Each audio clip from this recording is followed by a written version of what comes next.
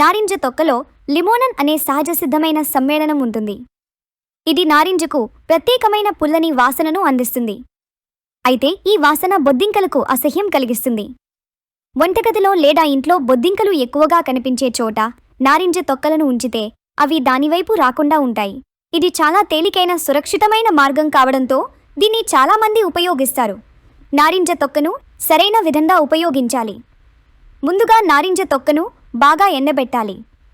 దీనిని నేరుగా ఎండలో ఆరబెట్టవచ్చు లేదా మైక్రోవేవ్లో కొద్దిసేపు వేడి చేసి ఆరనివ్వాలి.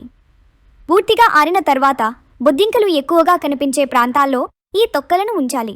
నారింజ తొక్కల నుంచి వెలువడే లిమోనన్ వాసన కారణంగా బొద్దింకలు దూరంగా వెళ్ళిపోతాయి. వంట చేసే స్టీల్ పాత్రలు కొన్నిసార్లు జిడ్డు పట్టి సబ్బుతో ఎంత కడిగినా పూర్తిగా శుభ్రం కావు. కానీ నారింజ తొక్కలను ఉపయోగిస్తే అవి చాలా త్వరగా మెరిసిపోతాయి. నారింజ తొక్కలో సహజమైన ఆయిల్లు ఉండటంతో అవి పాత్రలపై పేరుకున్న మురికిని తొలగించడంలో సహాయపడతాయి. మైక్రోవేవ్ వాడిన తర్వాత లోపల నూనె మరకలు, చెడు వాసన ఏర్పడతాయి. దీన్ని పరిష్కరించడానికి ఒక గిన్నెలో కొద్దిగా నీరు తీసుకుని అందులో నారింజ తొక్కను వేసి కొన్ని నిమిషాలు నాననివ్వాలి. ఆ తర్వాత ఈ నీటిని మైక్రోవేవ్లో ఉంచి వేడి చేయాలి. దీనివల్ల నీరు ఆవిరైపోతుంది. ఈ ఆవిరి వల్ల లోపల పేరుకున్న చెడు వాసన తొలగిపోతుంది. బొద్దింకలు ఎక్కువగా తేమ ఉండే ప్రదేశాలలో కనిపిస్తాయి. కాబట్టి వంటగదిలో నీరు నిల్వ ఉండకుండా చూసుకోవాలి. కిచెన్ సింక్ దగ్గర తడి ఎక్కువగా ఉంటే బొద్దింకలు అక్కడ చేరుకుంటాయి.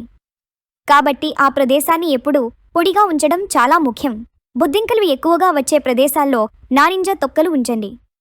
ఇంట్లో తేమను తగ్గించేందుకు పొడి వాతావరణం కల్పించండి. రసాయన మందుల్ని మినహాయించి సహజ పద్ధతులు పాటించండి.